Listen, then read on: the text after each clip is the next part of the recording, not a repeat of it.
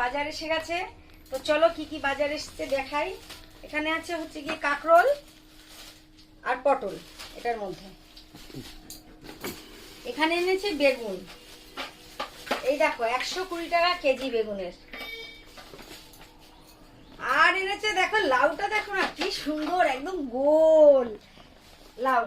আর মাছটা কি মাছ এনেছে দেখা যাক। এই যে হচ্ছে মাছ, দাঁড়াও দেখি। ও ইলিশ মাছ এনেছে, ইলিশ। দেখো ইলিশ মাছ দুটো দেখো কি সুন্দর, ছোটর মধ্যে গোলগাল। আর এইটা হচ্ছে ডিম ভরা, দেখেই বোঝা যাচ্ছে। তবে আমার ছেলের প্রিয় কিন্তু ডিম ভরা ইলিশ।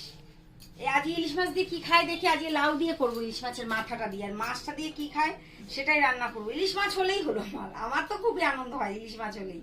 আমার ছেলে ডিম ভরা পেটিটা খায়, তাই তো আর গাদা পেটি হবে না, যেরকম হবে সেরকমই করে রাখবো।